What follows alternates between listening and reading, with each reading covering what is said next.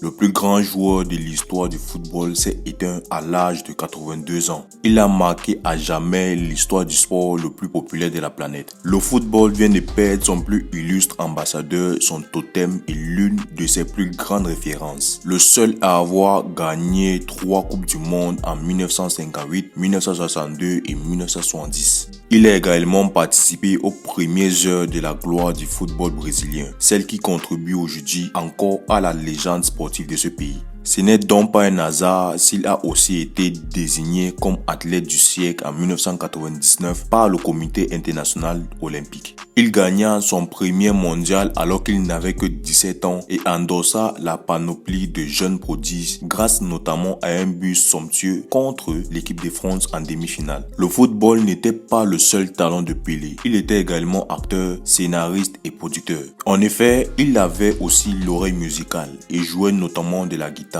C'est lui qui a composé la bande-son du documentaire Le Roi Pelé sorti en 1977. Le Roi Pelé est mort. Pelé décédé jeudi 29 décembre 2022 à l'âge de 82 ans. Pelé, légende du football, fera l'objet d'un hommage national au Brésil où 3 jours de deuil ont été annoncés. Bonjour et bienvenue dans cette nouvelle vidéo. Regarde la vidéo jusqu'à la fin pour savoir les raisons de sa mort et son incroyable parcours légendaire. Sans oublier de t'abonner si ce n'est pas encore fait, active ta cloche de notification, like la vidéo et partage au maximum. Si c'est fait, alors let's go.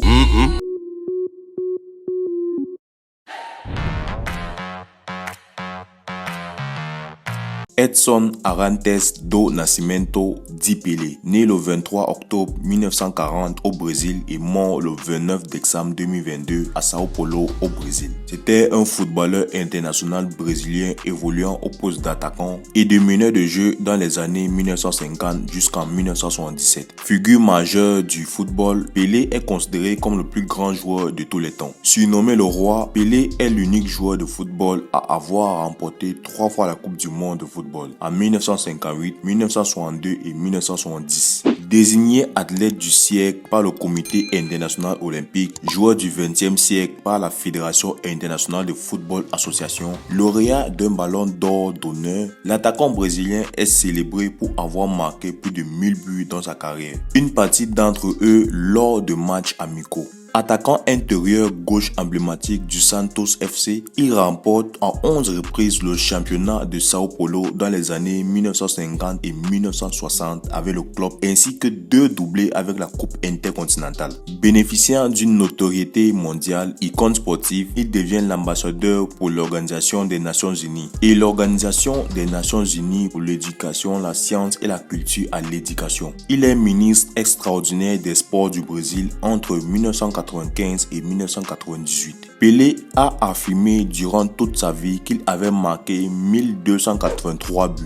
faisant ainsi de lui le meilleur buteur de tous les temps. Pelé a été ministre des Sports au Brésil entre 1995 et 1998, lorsque le pays était dirigé par Fernando Henrique Cardoso. Il était à l'époque le premier ministre noir dans son pays. Le monde entier rend hommage à la légende du football Pelé. Les stars du football ont tous réagi via leur compte après la triste disparition du roi du football. La question est, de quoi souffrait-il? L'hôpital de Sao Paulo a donné plus de détails sur la mort du roi Pelé. L'ancien attaquant du Brésil est décédé des suites d'un cancer du côlon et de problèmes pulmonaires et rénaux. L'hôpital de Sao Paulo évoque dans un communiqué la défaillance de multiples organes.